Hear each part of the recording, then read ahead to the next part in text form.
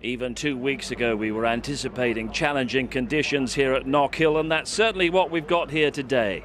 We've had rain, we've now got strong gusting winds for the annual visit of the High-Q MSA British Touring Car Championship to this exhilarating roller coaster circuit just north of Edinburgh, all of which just adds to the unpredictability of the next few hours.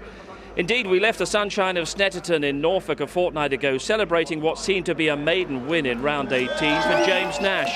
But these celebrations didn't last long. And Nash was disqualified after officials investigated this tangle with Rob Collard. The win was awarded to championship leader Colin Turkington. Vital points in his battle with the reigning champion Fabrizio Giovanardi, who was right back on form with a double win at Snetterton. On a bit pear-shaped for Plato. Paul O'Neill is a third position. Giovanardi takes the victory. Lights out, away we go. It's Giovanardi who leads. Through a jelly round. Giovanardi's absolutely flying on a different planet to everyone else. But you really can never ever count him out of a championship tussle. An absolutely amazing start by Rob Collard. Oh, more cars off. Oh no. Nash hits Collard. Collard goes off. He's going to come back on it. Stephen Jelly. James Nash is going to take his first ever win in British touring cars. Looks like he's going to win it on the road at least. So Colin Turkington resisting the challenge of Giovanardi at Snetterton, and that now brings us to the very special demands of Knockhill in Scotland. Good morning, it's rounds 19, 20 and 21 of the High-Q MSA British Touring Car Championship. Wild weather in the Kingdom of Fife, but an action-packed afternoon lies ahead. And in 2 weeks' time, we're back at the rather more familiar surroundings of Silverstone with a very familiar Grand Prix star joining the fray. It was confirmed this week that Johnny Herbert is to replace James Thompson at Team Dynamics. It'll be the first time, I think, since 87 that I was doing a British Championship. So it's great to be back, and it'd be good to do the British Touring Car because I think it's going to be a big challenge. I'm no doubt, I know it's going to be very, very hard, but I'm up for the challenge, and there's a lot of guys that I think Jason Plato raced in karts years ago, so I've got a few guys in there that I think we can have a bit of fun. How different is it going to be for you compared to other cars that you've driven in the past? Well, I've been spoilt most of my career, obviously with the Formula One and then coming down to sports cars after that. And it's very different because obviously the power's at the front. Everything I've done before is powered at the back, mid-engined effectively.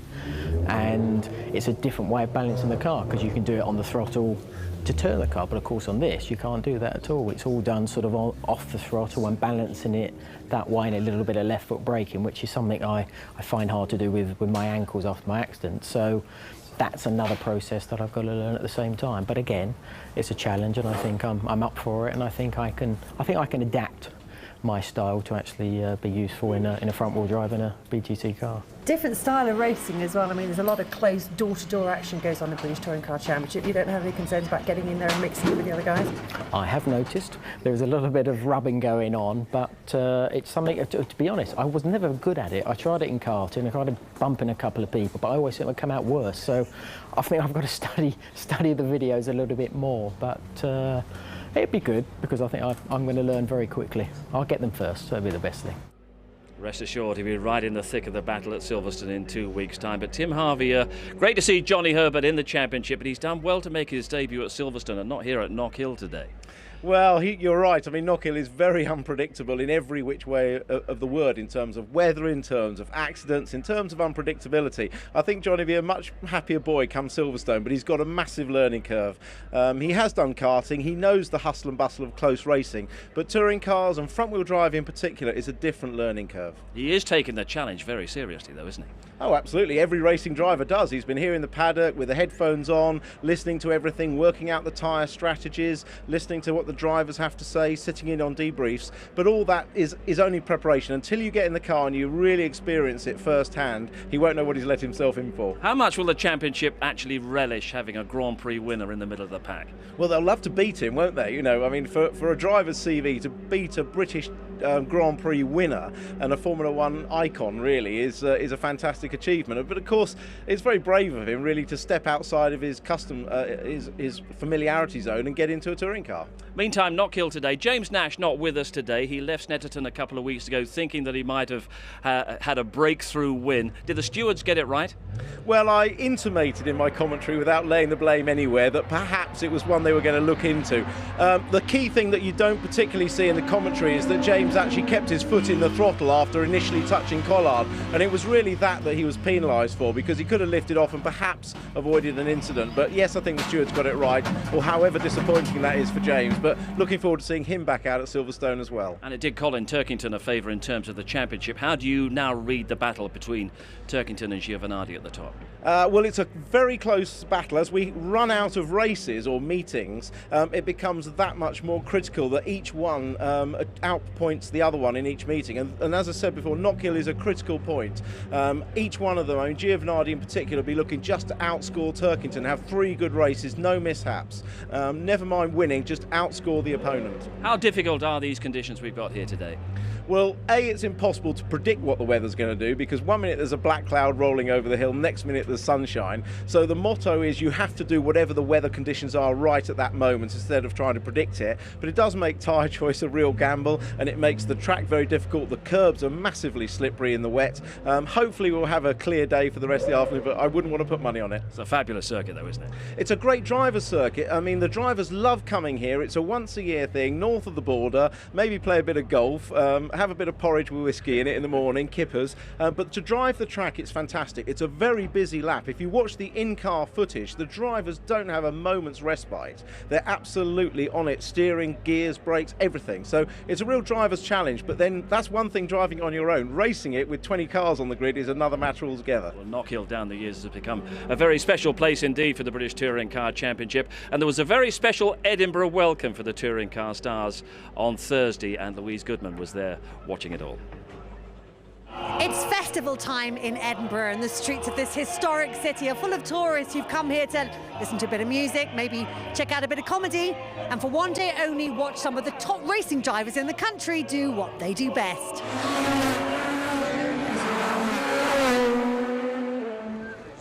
The British Touring Car Circus rolled into the foothills of Edinburgh Castle bright and early on Thursday morning.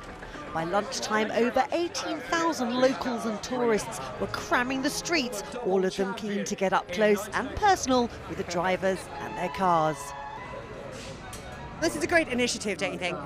Oh, it's brilliant. You know, I mean, the sun's shining in Edinburgh. You know, when you look up to the castle, it's just, it's awesome. And to bring touring cars right into the city is great, and a great preview for Knockhill. I guess you're quite used to driving around the streets of Edinburgh, but not on a day like today. Yeah, I would say it's a good day. Obviously, nice weather for it, and it's good to see all the public out, you know, on the force and supporting, you know, myself and Gordon really this weekend. I don't think I've ever been to Edinburgh when it's been sunny. What a lovely place it is when the sun shines. You've had a look at the course. What do you think of it? Yeah, it looks fine. I did this event in 2006, so I know where I'm going, but you know, hopefully we'll be able to light the tyres up anyhow off the line. I'll be giving it a good go on the way up the hill. So tell me, how have you set up your car? Are you going for straight line speed here or cornering ability? Straight line speed. The faster the better. Hopefully I don't end up in the pub at the end. Well, actually, hopefully I do end up in the pub at the end. It's really Edinburgh at its very best. And this adds to the festival atmosphere, and to, you know, it's something completely different. So we're delighted to have it in the city.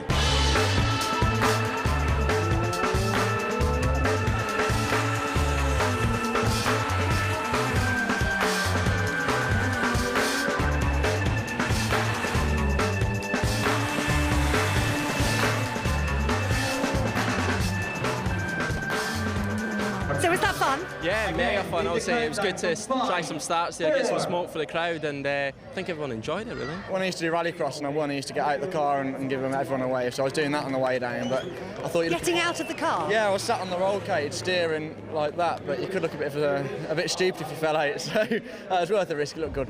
He's going to get some more people along at the weekend. Hopefully, you know, Knockhill it's good racing at Knockhill. It's close. It's always argy-bargy around there because of the nature of the circuit. So hopefully we'll get a good turnout at the weekend, really. And the championship comes here to Scotland looking set for a very competitive climax to the title battle. Colin Turkington starting to feel the growing challenge of defending champion Fabrizio Giovanardi, who's closed the gap to 17 points after his double win at Snetterton 2 weeks ago. But others such as Matt Neal and Jason Plato, they're all determined to have their say in the championship outcome. And Louise reports on yesterday's qualifying battle here at Knockhill. Racing Silverline's Jason Plato topped the timesheets in qualifying, taking his third successive pole. And unlike the previous two, he's determined to convert this one into a victory. The most important thing is we've got another front-wheel drive car on 2, so the nearest BMW is 3. Unless I mess my start up, he won't get past. He'll probably get in the second place, so at least, you know, now we can convert a pole into leading into the first corner, which gives us a chance to win, rather than having to do a risky move to get past the BMW, which is just blasted past you at the start.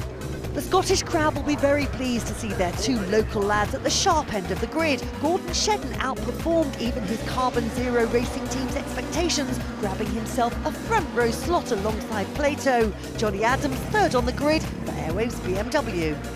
Luckily we've qualified near the front because at Knockhill we have a slight slope on the grid, so we're near the front, we're on the flat part of the grid, so hopefully we can get a good start.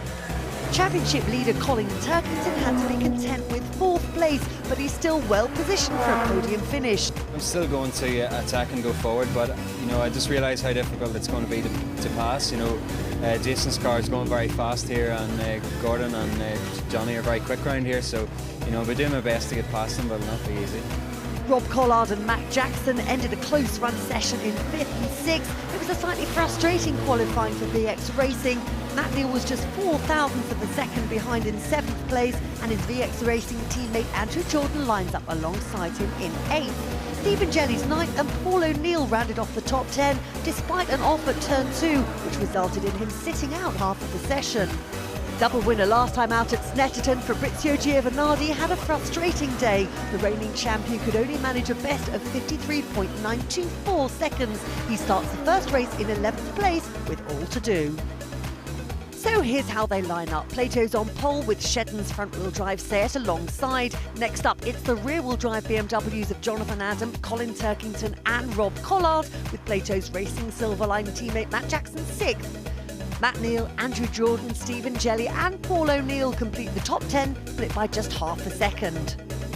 Tom Chilton lines up behind Giovanardi with a 53.9. James Thompson was off the pace and starts 13th. Volcard's 54.3 puts him 14th, ahead of Dave Pinkney, John George and Martin Johnson. And our first touring car action of the day is next. It's launching over 6 hours of motorsport here on ITV4. We also have round 19 of the Ginetta G50s. That's at about 20 to 1. Followed on track by the Porsche Carreras. And then it's those stars of tomorrow, the Ginetta Juniors. We'll see if 15-year-old Sarah Moore can continue her championship form. More from the G50s at just past 2 o'clock. Round 20 of the touring cars, that's set to go at about 5 to 3, with round 14 of the Porsche Carrera Cup following that. Our second Ginetta Junior action of the day, that's at 4:15, before the final race, round 21 of the HiQ British Touring Car Championship. And it all starts with touring cars round 19 in a couple of minutes' time. Local drivers Gordon Shedden and Jonathan Adam, they know this circuit so well. They're second and third on the grid. Let's get their thoughts on what lies ahead. I'm down in the Knockhill pit lane with two drivers who know this track particularly well. Johnny Adam and Gordon Shedden have not only been racing here for many, many years, but they also work here as well. Johnny, you're an instructor, aren't you? Have been for quite some time now. Yeah, I've been an instructor up at Knockhill for sort of 4 or 5 years now, and do all sorts, do the Ferrari experience up here all the way to race schools and rally schools, so it's, you know, it's enjoyable. Gordon, you're office-based. Yeah, slightly safer based in the office, but you know, again, I've instructed here for many years as well, and I think most of the Scottish drivers that you know, have gone on to race down south have instructed and raced here at the start, so it's a great proving ground, a great training ground. And it's actually your wife's family that own the track, isn't it? Yeah, so it's no excuses for not turning up to work on a Monday morning, really. It's quite difficult to get out with that one. So does that make Gordon your boss, or I guess his wife is your boss, really, isn't she? Yeah, pretty much. She signs my cheques on payday, really. So, but yeah, no, it's enjoyable to work up here. I have a lot of good friends up here working at Knockhill, so it's good fun. Is it like quite a closed community of Scottish racing drivers based here? Yes and no, really. Also, myself and Gordon, we do work up here, but a lot of other drivers are based, you know, further up the country. But no, I mean, both of us have qualified well for today's race, and hopefully have, you know, 3 good races. So did you get to hang out together and go to office parties together and that kind of thing? You should see him at the office parties. Oh, tell us more. If you want to know anything, there's everything after the 9 o'clock threshold with Jonathan at office parties. Come on, I need a bit of tip. What do you like at office parties? Fun. And Gordon, what's he like at office parties? Yeah, he's good. He's normally belies my driving, so I can't complain really. Now, does the fact that you both know this track so well, do you think that does give you an advantage here? I know everybody else up and down the pit lane seems to think so. No, I think absolutely not at all. You know, when you look at, I've actually not raced here at Knockhill that much. You know, when you look at the experience that Jason's got, that Matt Neil's got, you know, these guys have done loads more racing than probably either of us have around here. So it's great. It probably gives you a bit of an advantage in that you know the crowd are supporting you 110%. You know that they're really behind you. And it's one of the real key things around here at Knockhill. You can actually feel the crowd get involved. You know, you hear this phrase in football that people say, oh, the crowd can be a 12th man in a football team. Well, around here, I think it probably just gives you that tiny little extra bit of confidence. So that's the only advantage. You must know the officials and the marshals quite well. Did you ever have a quiet word with them and turn things to your advantage? Yeah, well, hopefully. Yes. Yeah. But yeah, as Gordon says, like for instance, Jason's raced a lot more than both of us around here, really. But we've done a lot of laps, but most of them have been sort of sitting in the passenger seat at Snetterton, really. But it's good to have a home ground here today. Make the most of it. Have a good time. Thank you. Thank you. Can they deliver for the home fans? We're starting to see sunshine at Knockhill, which is all very confusing, but the bagpipes reassure us we're definitely in Scotland. Cars are on the grid for round 19 of the British Touring Car Championship when we return.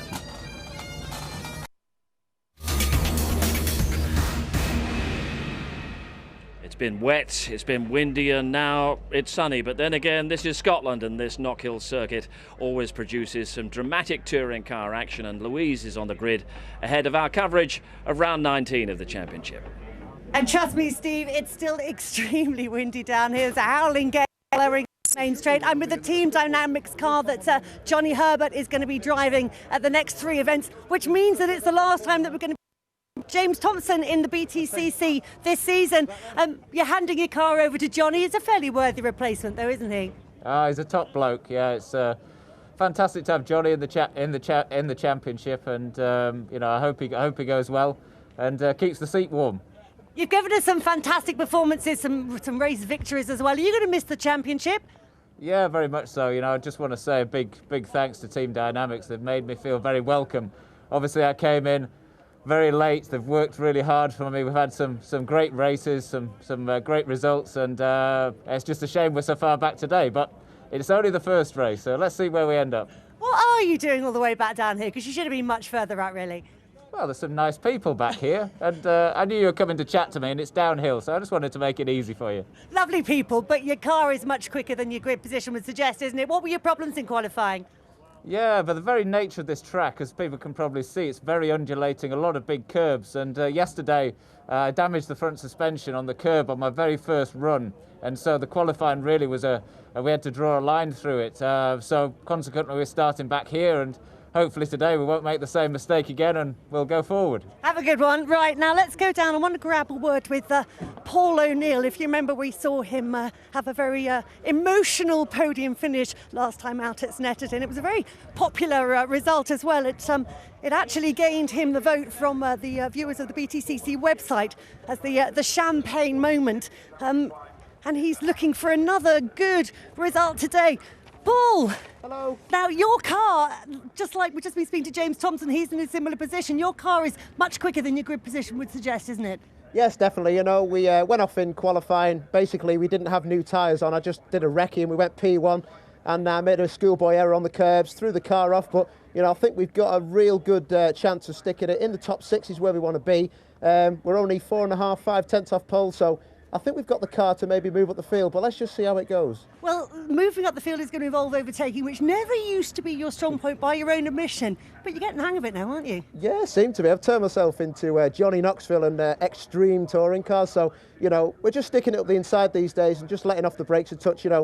It's just hard work, but let's go for it. We look forward to watching you do that. Now, finally, I think we've got time. A quick trot up the grid. I want to grab a quick word with Matt Neil. He didn't have a good time last time out at Snetterton, but I know he's hoping that he's going to have a big improvement in that result today. Matt, didn't go brilliantly for you in qualifying, but you've got a good. So someone talking to you in your ears. You've got a good chance today, haven't you? 1 minute board. Thanks. You got the 1 minute board. Okay, we're going to have to leave the grid then. Let's head over to the commentary team.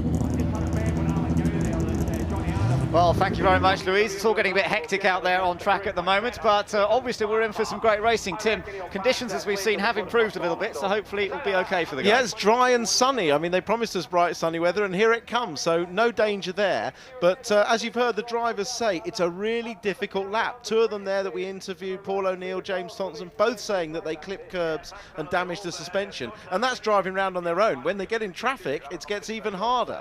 Well, let's see what happens. It's Jason Plato on pole position. It's his third pole position of the season. He's just had the one victory to his credit so far this year, though. And he has a superb record at Knockhill. 6 victories, including 2 wins last year. So he starts on pole. Gordon Shedden, a fantastic second on the grid. Best ever qualifying position for Cartridge World Carbon Zero Racing. But behind them, watch out, because Johnny Adam, another local hero, we've got 2 Scots up there. Johnny Adam starts third, and then championship leader Colin Turkington with ballast. He's starting in 4th place. Another Airwaves BMW, that of Rob Collard, starts 5th. Matt Jackson and another of the Racing Silverline Chevys, he's starting in 6th place. Then it's Matt Neal. We didn't quite get to talk to him, but he's got his teammate Andrew Jordan, another of the Vauxhalls, alongside. And then behind them, they've got Stephen Jelly in the Team RAC BMW and Paul O'Neill in the Sunshine.co.uk car. Giovanardi's all the way down in 11th. He won't be happy about that. And Tom Chilton's going into his 200th touring car race in this particular race. He's starting in 12th in the Focus. 13th, James Thompson, we heard from him. He had problems yesterday. Harry Volkard is alongside in the Bamboo Engineering Chevrolet. Then as we get down towards the back, it's Dave Pinkney and John George sharing row number 8. And at the back, it's Martin Johnson. He had an off at the end of qualifying yesterday, but not too much damage done. He did score a point last time out at Snetterton as a result of that exclusion of James Nash, and he's hoping to do more of the same this weekend. So let's see if we can get a quick word with Gordon Shedden. He's just coming down to the hairpin now, really trying to get some tyre temperature. We're on board with him. Watch him as he comes around here. You can see he's really working the car hard. Now he's bringing up the start-finish line. Let's have a quick word. This is Ben in the commentary box to Gordon. Gordon, what a fantastic effort in qualifying. How's that Seat going?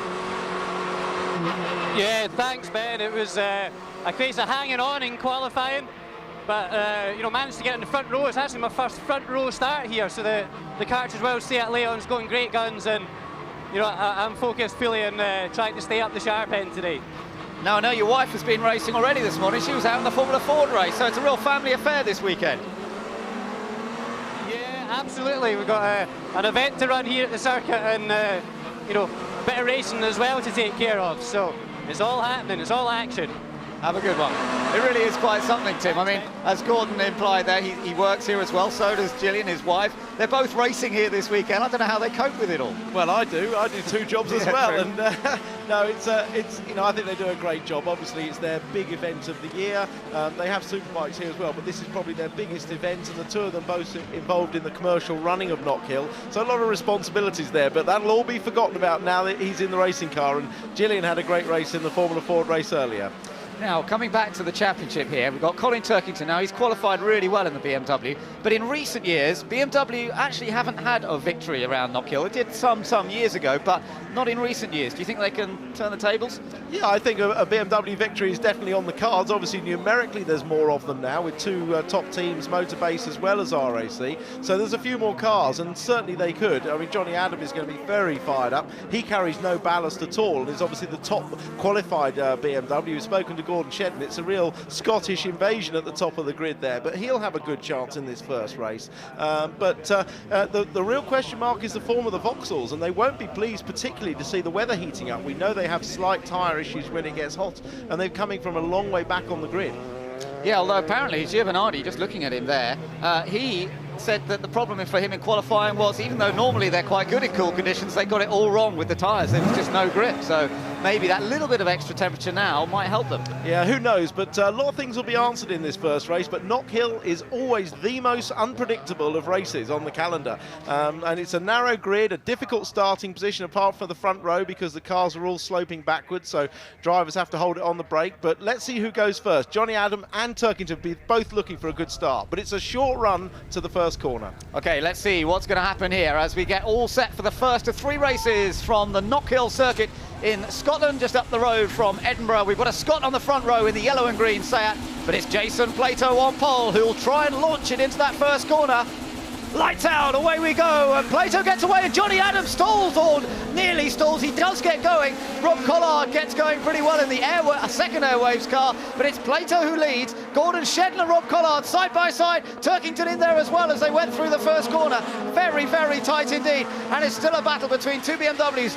Turkington just getting inside Rob Collard, and they're followed by Matt Jackson, but Jason Plato has got away. That's what he wanted to do. He's not been beaten by a BMW into the first corner, and Plato's out in front. Yeah, great start by Plato, got that absolutely right. Johnny Adam bogged down on the line, and it was his teammate Collard who's the best of all starts on the grid, charging around the outside. So it's game on now, but certainly the front two have made excellent starts. Yeah, indeed. We're just trying to pick out the Vauxhalls as well. I think Andrew Jordan is the first of the Vauxhalls at the moment. In fact, battling with his teammate Matt Neal. There they are. Giovanardi is quite a few places further back, and James Thompson is behind him. So Giovanardi's not particularly fast off the line on this occasion, but we're still early stages of the race. It's Plato leading. Shedden, an excellent second place in the yellow and green Seat. Third place for Turkington, then Collard. Stephen Jelly had a pretty good start. He's up to 7th place. Matt Neal and Andrew Jordan actually going across the line in 8th and 9th. So Matt Neal ahead of Andrew Jordan now as the leaders come up over the John R. Weir chicane. I tell you what, Plato's not running away with it at the moment. Not at the moment. I mean, Shedden is so fired up for this. I mean, in qualifying yesterday, he was mighty. This is looking down with Giovanardi down the inside of Tom Chilton into Carlu. Yeah, he's done it. He's got past the focus of Tom Chilton. Tom doing his 200th race here, but he's now up behind Paul O'Neill in that Honda Integra. And Paul, 10th position at the moment. Is he going to come under some threat? We know Giovanardi's got to push on here. He's going to be aware that Turkington's well up. Oh, almost contact, but beautifully judged. Yeah, it's early days in this race. 24 laps, a long way around this tight. No tight course, no time for the drivers really to relax. So Plato leads in the Silverline, the Racing Silverline Chevrolet Lacetti. First time we've seen Chevrolets here, really up front, certainly at Knockhill. Second place for Gordon Shedden. Remember, this is Shedden's second time only in this car. He started the season with Team Dynamics, then left that team, has been looking for a drive, got the opportunity with Cartridge World, and here he is up there in second place. Only the one car for them this weekend. Problems for the car of Adam Jones, so he's not racing here. Yeah, the front 6 cars are really closing up. As you say, Plato hasn't stretched away. Now, this may be just a conservative approach to looking after his tyres, or it may be that he genuinely is lacking a little bit of pace. The BMWs all up there, don't forget, they take a couple of laps longer just to get their tyres up to temperature. Yeah, so that's going to be interesting to see whether they can get quicker as the race progresses. This was the battle between Giovanardi and Paul O'Neill, and O'Neill went wide. This was a moment ago, and Giovanardi has taken that spot, so he's now into 10th. Yeah, Paul O'Neill making it easy for him there by running wide and giving him the inside on the run down to the final hairpin. So it's Plato out in front at the moment. Gordon Shedden, the local hero, in second place. Third, you're riding with the championship leader, Colin Turkington. Now he's carrying maximum ballast.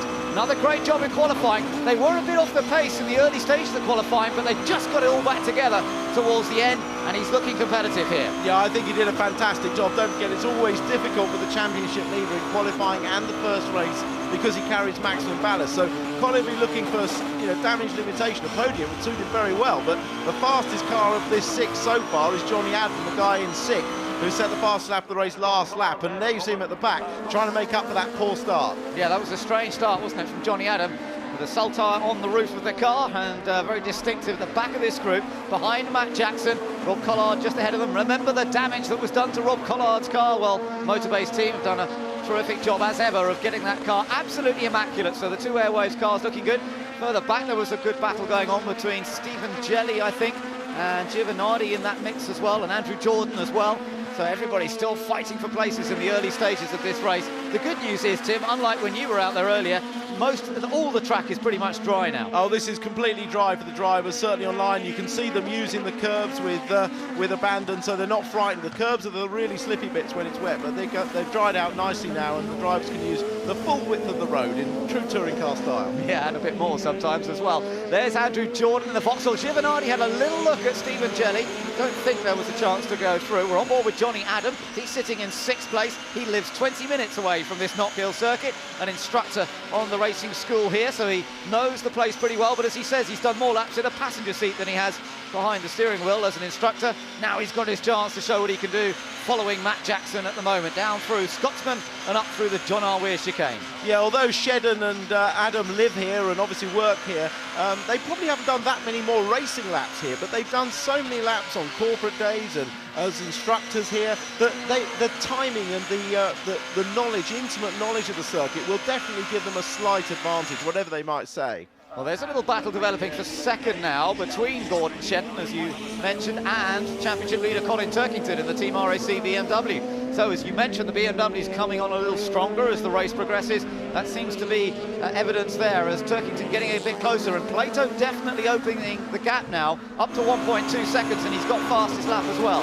Yeah, I mean, as I thought, I think Plato was just looking after his tyres in those 2 early laps because he set fastest lap, not this lap they're on now, but the one before, and I think he's now found his rhythm, got his tyres up the pressure, and he's just stretching it like 10th by 10th per lap.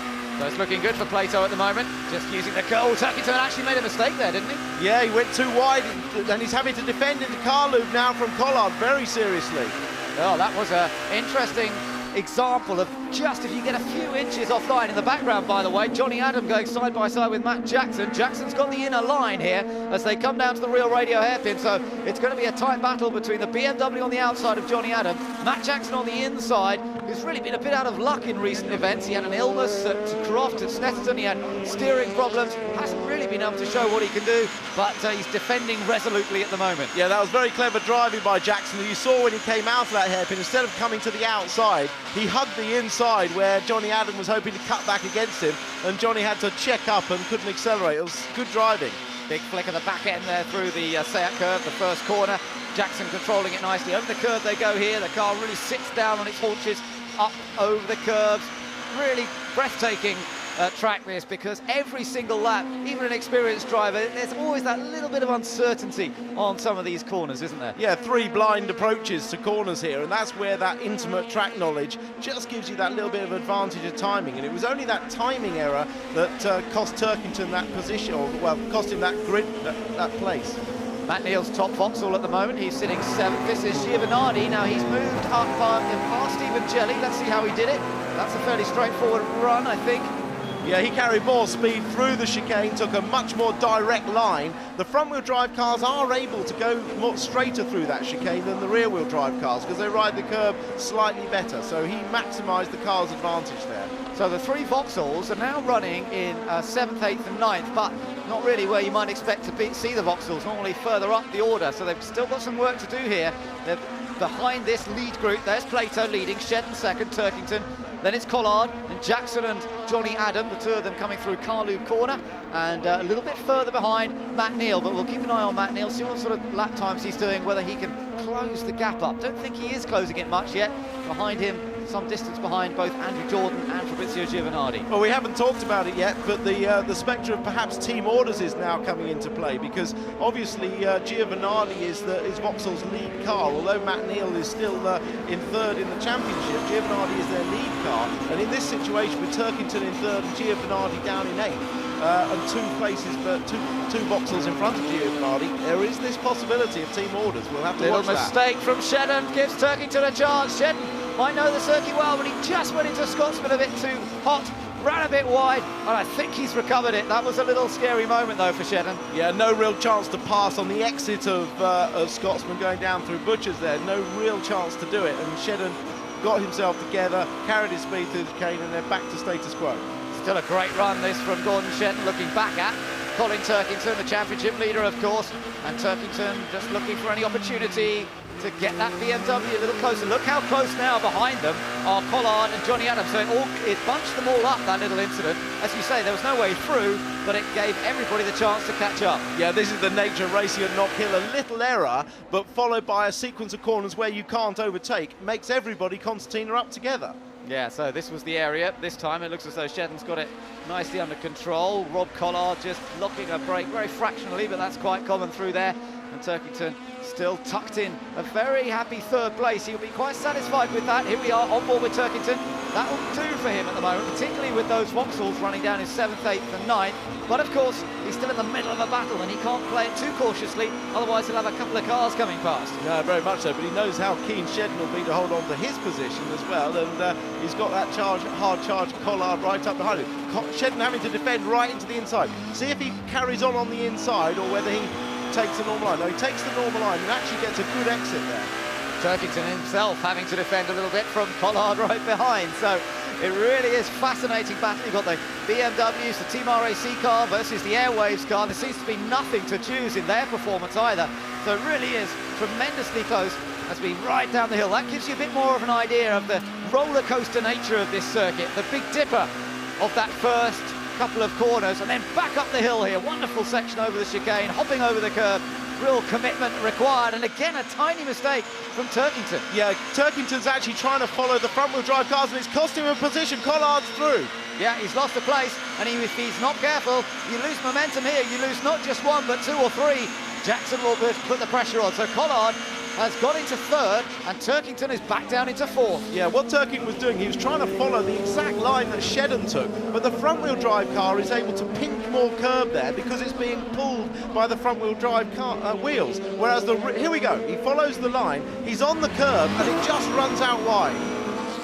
Yeah, and once he's lost that momentum, then you can see Collard through on the right, and there's no way he could re-challenge there because Collard had the momentum and the advantage. But this is the beauty of front-wheel drive versus rear-wheel drive. Different abilities on different parts of the circuit, making for great racing. Giovanardi's got past Jordan. Now, whether that was with any help or not, I don't know, but Giovanardi has gone past, and that puts him into 8th place. And of course, with Turkington dropping one, Giovanardi gaining one, suddenly, in terms of championship, Turkington won't be feeling quite as comfortable as he was a couple of laps ago. No, and he's got Jackson all over the back, and Adam all over the back of him. But Giovanardi is 5 seconds behind Matt Neal now, so it'll be interesting to see what happens with that gap, because Matt Neal is 1.5 seconds behind this lead battle with Johnny Adam at the back, so he's not really challenging either. So Jackson just held up a bit by Turkington mid-corner at the hairpin there, and that's allowed Johnny Adam to get a bit closer. In fact, Turkington's got a great run on Collard. He had a great exit out of the hairpin. Hadn't realised it was that good because he's now going back into third. Oh, it's a little touch from Collard on the championship leader who's over the gravel, and Turkington rejoins with Matt Neal going past him. Oh, that's disastrous in terms of championship points. He will not be happy at all, but Matt Neal's managed to get ahead, and a Vauxhall's ahead of Turkington now, and I wonder whether Matt Neal might not now slow it all down a little bit and allow Giovanardi to catch both of them. Well, I don't think so, but I think there's a good possibility he might catch him anyway if they get embroiled in any more of that side-by-side action, and that was always on the cards that Rob Collard was going to try and follow Turkington through, wasn't it? Yeah, it was. You could sort of see that one coming. Collard wasn't going to give up easily. Meanwhile, Jackson on the attack. He has a little nudge on the back of Collard's car, and he's got a tighter line. Can he do anything with it? Well, it's not over yet because they're still on the run up the hill. Yeah, they're both quick cars on the straight. We've got to be watching out. They don't want to push each other too far here, or there could be disaster. Yeah, this is tight up to the first corner. The Seat curves, and he's done it. Jackson's gone through. He's into third place. Good, hard, aggressive stuff from Matt Jackson, and Collard had to give best. And look at Matt Neal. He's right on that train now. Yeah, perhaps Collard, remembering what happened to him at Snetterton when he was leaning on Nash, backed out of that, and that was the right thing to do then. Oh, and that was a big slide from Collard. He had to cut right across. Oh, Matt Neal's taking to the grass. Oh, no! This is going to end in tears. Off goes Neal. Off goes Collard. Turkington gets through the middle of it, and you could see that coming. Yeah, Collard made a little mistake. Both Adam and Neal looking to take advantage. When Neal went onto the grass, there was no way of stopping that car. Hairy moments indeed down there in the Team RAC pit. They could see that all developing, and you could see that they were fearful of their man being taken out in it as well. Take another look, Tim. Watch this. Mistake by Collard, gets sideways. He defends the inside. Adam has a bit of a run, sees a gap, but behind him, Neal is also doing the same thing. And when Neal gets onto the grass, it's very wet and he can't stop the car. I don't think you can blame anyone there. It's just one of those close racing incidents. Yeah, another look at it here. There's definitely a gap for Adam to go through, but he doesn't know Neal is also on his right-hand side. Now, Adam got a bit of contact on the front of the car, but I'm not sure if it's actually done any damage or not. As you say, there's Matt Neal just getting out. It was just one of those situations that developed. Matt had to sort of go. He had a huge amount of momentum, and well, it has promoted Giovanardi, of course. Giovanardi up to 6th, only 1 place behind Turkington. Safety cars on circuit, and we'll get a chance to draw our breath and work out exactly what this has led to, really. But certainly Plato's still leading the race, of course. as they follow the safety car around. There you are. Let's get an idea. Shedden second, Jackson's there third in the Chevrolet. Then it's Johnny Adam now with a bit of damage to the front. He's still running fourth. Turkington is fifth, but Giovanardi is now in sixth. Well, unwittingly, Matt Neal's done Giovanardi a massive favour, because not only has he given him a position, he's taken out Collard as well and created a safety car which allows them all to catch up. Yeah, this has really fallen for Giovanardi. Collard can't believe it. Last race at Snetterton he was leading, and he ended up in the wars, of course, after contact with James Nash. And here we are, one race later, battling away, and he got taken out by Matt Neal. But Matt Neal really had nowhere to go. It was just one of those sequence of events. From Collard's point of view, he probably thinks, what the hell's Matt Neal doing? But he won't have seen how it developed in the first place, because he was busy trying to control his own car. Yeah, and it was exactly the same place he got hit at Snetterton, that right rear as well. And the Motorbase crew did a fantastic job to fix that car. They must be really have their head in their hands. But Collard's already inspecting the damage, thinking to himself, well, can this be repaired for race 2?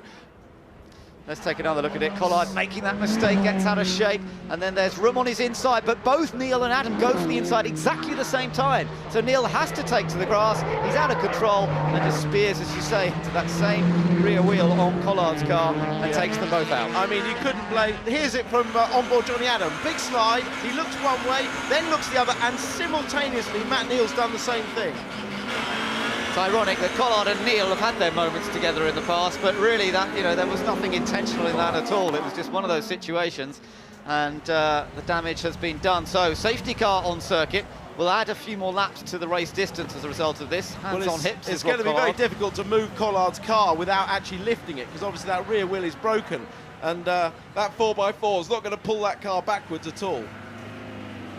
Just taking a look back at what was going on under yellow flag. You can see the yellow flag in the background, and Paul O'Neill actually made a move on Stephen Jelly under that yellow. Now, at the moment, O'Neill is being shown as ahead of Jelly on the track. O'Neill in 9th and Jelly in 10th. So that one might have to change. Yeah, my understanding is that the team, if they see that, can tell him to give the position up under the safety car. There'll be no further action. And it was as clear as anything there that the yellow flag was out. Yes, that's right. It's not often that it's that clear, but no doubt about it on that occasion with the yellow flag waving. Still trying to get these cars. Now, as you say, Matt Neal's car is fairly easy to move because all 4 wheels are on the wagon and they can pull it out of the way. But the car of Rob Collard's is going to need a lift, and that's going to take a bit longer to sort out. So the laps are ticking away under safety car. Each of these laps do count, remember. 18 laps have been completed out of a race distance of 24. We're on to lap 19 now. And Jason Plato still under control, looking for his second win of the season here. But the first time that a Chevrolet will have won in a race 1 so not from a reverse grid. That would be an interesting one. Yeah, interesting statistic. I think Plato's actually driven an excellent race and clearly has the pace to ease away 10th by 10th on the lap, and he's impressed everybody, I think. And I was talking to Matt Jackson this morning and saying, well, what do you think happened in qualifying, Matt? He said, well, the time was in there, but I just couldn't hook up the sectors, and he was actually genuinely impressed by Plato's performance. And I think Plato, as always, is really driving very, very well. Yeah, no, he does seem to be on top of his game. He's loving the Chevrolet, isn't he? Really enjoying the balance of the car, working with the RML team, a very experienced team that have done so much work with it in the past.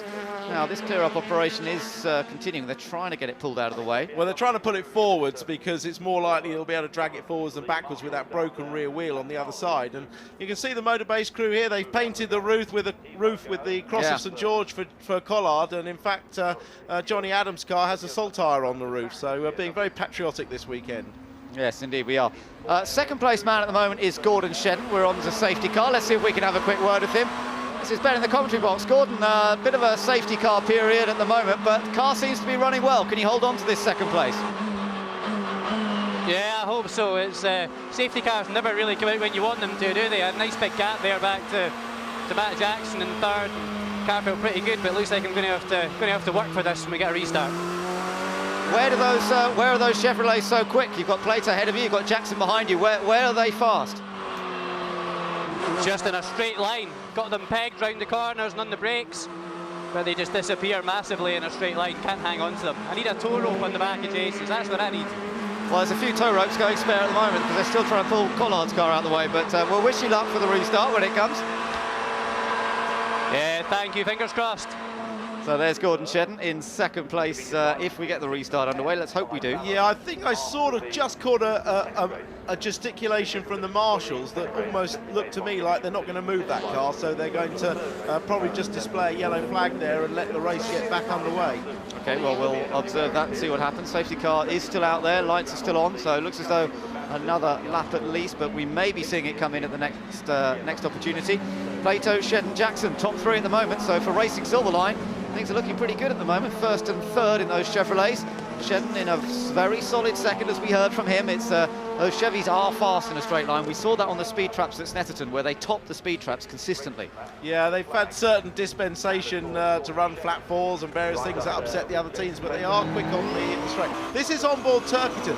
You see that Matt Neal and Johnny Adam move simultaneously, and I mean, Matt Neal's got the brakes on, but he just can't stop on that slippery grass. He was lucky, actually, only took out Collard and not Adam as well. Yeah. But I mean, this does mean with Matt Neal not finishing this race, it puts further sort of Vauxhall backing and support perhaps behind Giovanardi, and leads that sort of support role perhaps more to Matt Neal. I'm sure he's reflecting on that sitting on the back. Restart time, and Jason Plato locking a brake going into the hairpin on the restart here. I don't know, that's actually hurt Shedden more than it has Plato, so Shedden had to suddenly anchor up as a result of a little mistake, I think, from Plato, but Plato's got away with it. Shedden now under pressure from Matt Jackson, so he's going to have to be a bit defensive. Johnny Adams still tucked in behind, then Colin Turkington and Fabrizio Giovanardi, and that's the battle perhaps to watch between the BMW, the orange BMW, and Giovanardi right behind in the Vauxhall, because those two are fighting for championship points. But Shedden in second place and just about managing to get away from Jackson. Yeah, that gave Plato a great little jump, doesn't it? And in fact, Shedden must have been worried about Jackson behind on that straight. He has to push really hard to try and get away from Jackson, and hope Jackson comes under pressure from Johnny Adams so he can take his own lines, because if the car behind you is faster on the straights, he's always going to be putting you under pressure. A little bit of damage on the back of Plato's car there. Yeah, and that looked like Turkington up the inside. Just taking a look, yeah, that's right. Turkington, in fact... and that's letting Giovanardi through as well. Yeah, so that's 2 places dropped by Johnny Adam then, by the looks of things. He's gone from 4th to 6th, and Turkington, well, obviously desperate to stay in front of Giovanardi as well. That's what happened. Turkington did get the inside line, and once the door's been opened, Giovanardi's going to follow through. Yeah, it looked like a little bit of damage on the front, as we said, on Johnny Adams' car, on the front of the bonnet. I hope that doesn't flip open in front of him. That's a really scary thing to happen for a driver if the pegs are broken. So Johnny Adams still in the mix there, with Andrew Jordan now behind him, and James Thompson up into 8th place after that difficult qualifying yesterday where he clipped the tyres up at the chicane. So he's gaining something out of this. He's got Stephen Jelly behind him. O'Neill is running 10th. Chilton is 11th. Volkard is 12th. Then Johnson 13th and George behind. But we're on board with Giovanardi sitting in 5th place, and right behind his main championship contender this year. Giovanardi, of course, looking for that hat-trick of titles with Vauxhall and this Knockhill circuit, a track where Giovanardi took his first ever British Touring Car win. It was Vauxhall's 100th British Touring Car victory as well, so he does like this Scottish circuit, but at the moment he's not quite staying with Turkington. No, he came into the hairpin a little bit hot, actually. He's just struggling to stop the car, and that resulted in being slow on the power getting off, and Turkington jumping ahead of him. So at the moment, everybody just maybe treading a little cautiously. We're on lap 24 out of 27. The race distance has been increased courtesy of the safety car period. Still easy to make a mistake. Shedden in the yellow and green Seat. Then it's Jackson in the blue and white Chevy. Then Turkington, Giovanardi and Adam. And then Andrew Jordan next up. Still in there in the second of the Vauxhalls. We've only got 2 Vauxhalls in it now that Matt Neal's out. Thompson in 8th. O'Neill in 9th place. In fact, Paul O'Neill tucked in behind James Thompson. There's not much to choose between them at the back of this queue at the moment. Yellow flashes on Thompson's car. Then Paul O'Neill right in there in the sunshine.co.uk car. And Stephen Jelly making it a 3-way battle. Interesting that Tomo's never won a race here at Knockhill. He actually doesn't believe that, actually.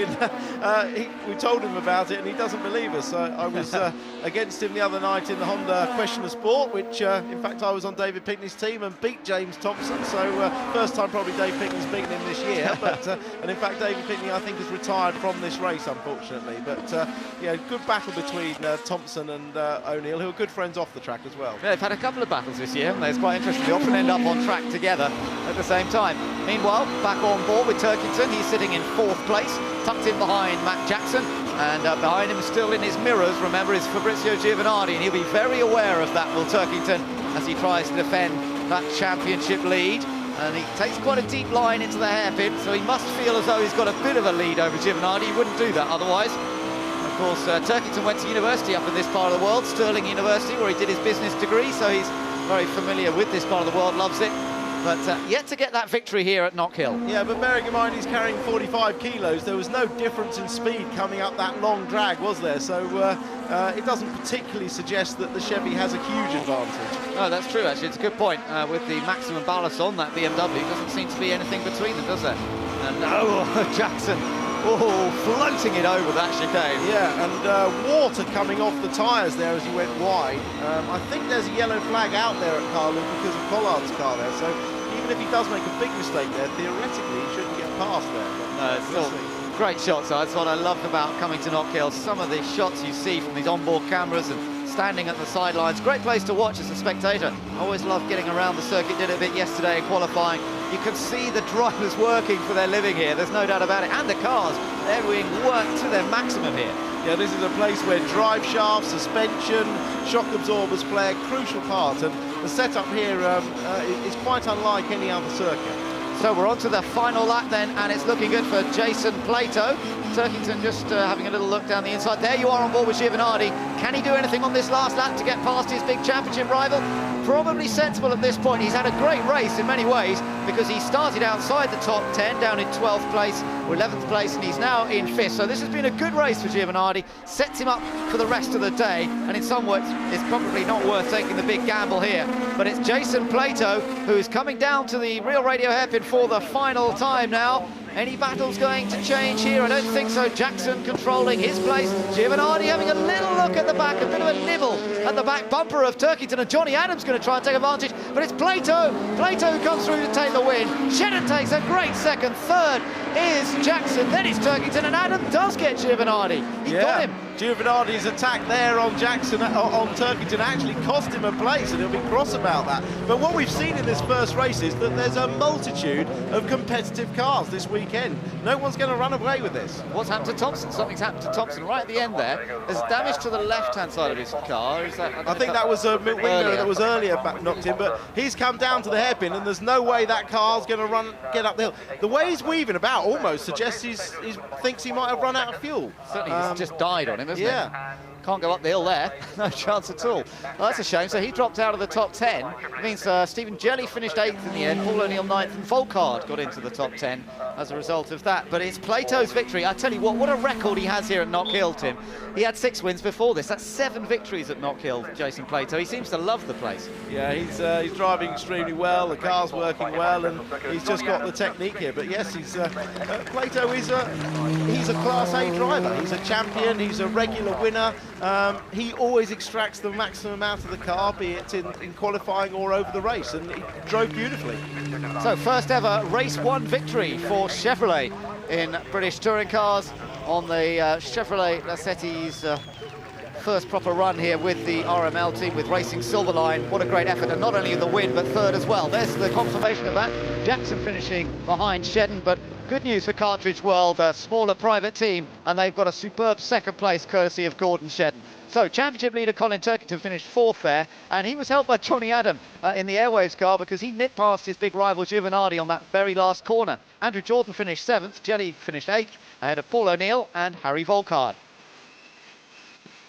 So let's take a look at what that means in terms of the points. Colin Turkington still with the advantage, up to 20 points advantage now, so he's got a little bit more. Jason Plato sitting there in 3rd. Matt Neal, though, of course, dropping down the order. Not good for him. James Thompson losing out at the end, but Rob Collard wasn't able to take advantage, so they're both still stuck on 103. Stephen Jelly and Andrew Jordan both scoring points there. Johnny Adam, useful points for him, and indeed also for Matt Jackson in 10th. Just down outside that group, still people battling for points. But we'll have to see what happens in race 2. Of course, we'll have a couple of cars coming off the back of the grid. Matt Neal in particular, after the incident with Rob Collard. And Collard, indeed, we know that he's very good at the starts, but plenty for them to do, isn't there, in race 2? Yes, and also don't forget, Turkington will shed some weight. He'll go from carrying maximum ballast to losing weight, so he could be very quick in the next race.